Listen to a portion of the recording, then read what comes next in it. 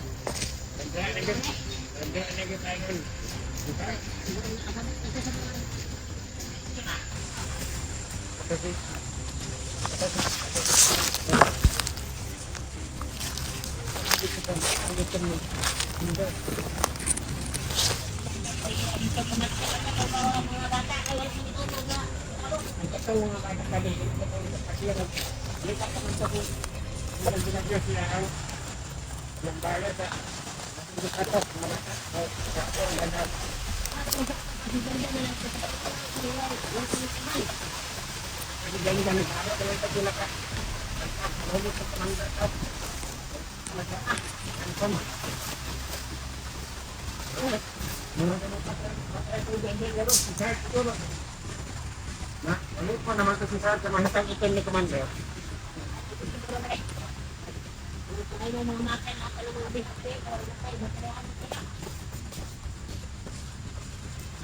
Paano? Ay, pinag-soba niya. Commander, lumag-lag. Sa sulat ako sa kwenta. Ito ba ito? Ito hata sila ito.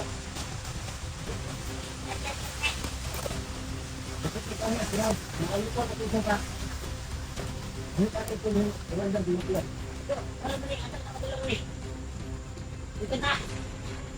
Sa mga dalang mo ba din? Yeah. Hapit ko na din eh. Ya, Ano? Ano ka? Dana mo tuloy ko. Ayun ko takay ko rin. ya. Ano nung hunters sa pagbutas mo? Okay.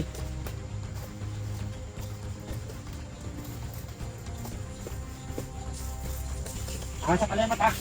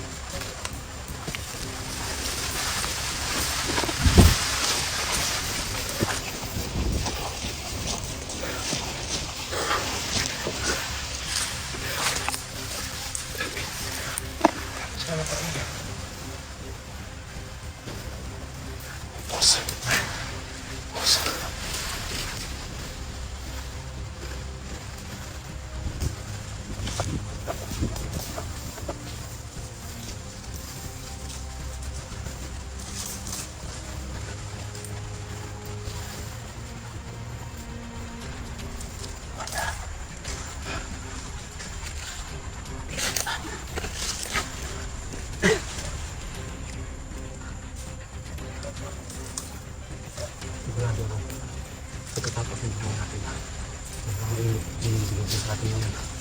Kasi ilang tao yung natira natin. Oh.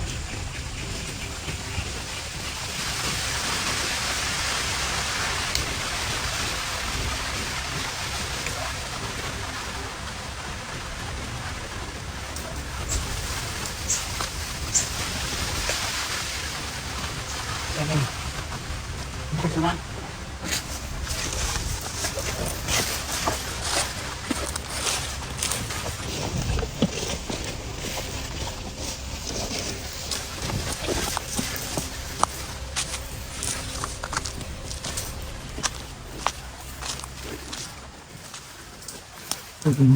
Ubus.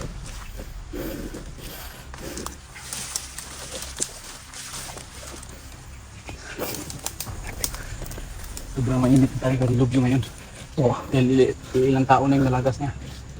Sigurado yung isa, makarating man yun sa puta nila kung saan nila dinala si Sarge kasi dyan. Saka yung mga anak ko. Talagang tudas ka dilubyo yun dahil yung mga kasamahan niya wala na. Oo. Ubus mo. May kasama niya. Hindi na nalagas mo tao ka dilubyo.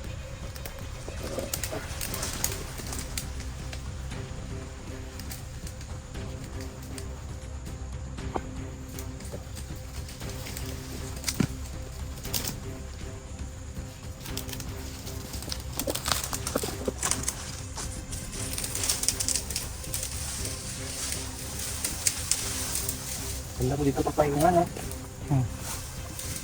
Dapat ng duyan dito. Ha? Dapat ng duyan. Hindi tayo dito ano mamaya? Tinatawag kalipas ng gabi.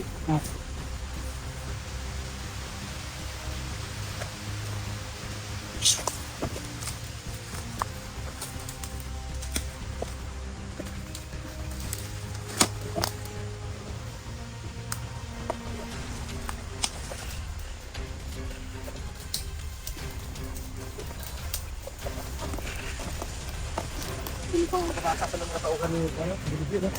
Kasi yung mga edad na yun, yung mas madali maupak. Ito. Naalala niyo yung sabi ni Dilubyo na kung sino may yung sasanib sa kanya at makapatay ng isang lagyan, may 50,000. Kaya siguro yung mga tauhan niya yun, puro mga bata pa. Yun. Pero yung mga ganyan, yung mga klaseng edad na ganyan, mas mainit niya sa labanan. Ganyan din yung mga ipikita lang, mga bata pa. Mga bata pa, mas madali lang ma-recruit. Madali na ito kasi mga tao na Yan na lang, lalo na yung mulang-mula, yung hindi pa naka ano ng cellphone. Isang cellphone, tapos bigas. Papamakan lang pa rin. Sabihin na, ito maganda to. Pag bagay sa'yo, Ano na yan? ano yan? So ang ending, hindi na alam na hindi na malayan, kasapi na sila. Napaligaw na lang nasa sila. Saan ito naligid na tumira tayo ng mga ganyan? Walang alam din yan. Pero pag hindi natin tinuluyan kasi, yung buhay natin yung mapipiligro. Sikarado. Kasama kuya tayo. Lalo na yung nasa Tayo yung matihado. natin. Hindi ba pa? Mga anak talaga yung Anak mo. tumuo dito. Yung mga anak, si Sarge, si Janjan. Yung mga inosenteng hindi pa natin kilala. Hindi natin kilala. Yung pinatawid na anak ng Ano yan? Anak ni Buloy. Anak ni Budoy. Yung tumulong sa amin ni Bad. Kawawa yung bata na yan. Anak ni Budoy. Hinihira pa ni Dilubyo. Parang sa ulo ata yung tinutukan. Oo, yun. Kaya madaling mauto nila yung mga ganyang klaseng edad. Kasi mainit sa labanan yan eh. Makahawak lang yan ng baril. Lalo na siguro tol, pag magkapatay na yan. Oo. Ako sasabihin ng commander na, di ba, okay pumatay dito, walang justisya. Ang dali na pala Oo. pumatay. Walang hahabol sa'yo na batas. Pag pumatay ka lang ng pumatay, okay, na, okay dito sa kukunan namin, sa kuta namin. Kaya mas lalong mga bata yung mga tauhan niya, maliliksi.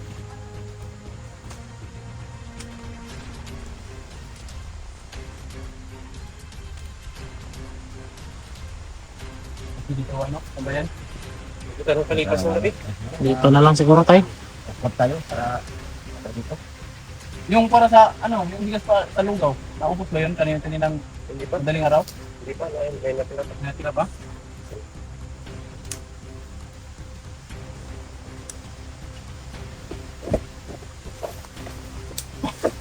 Sige mo. Ayun. Maglitin mo lang pa siguro magpahinga.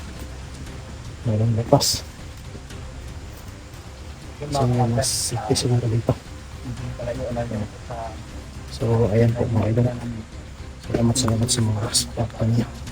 Na pag-ingat palagi kung saan man tayo nakatira. Yung ibang mga kaibigan natin.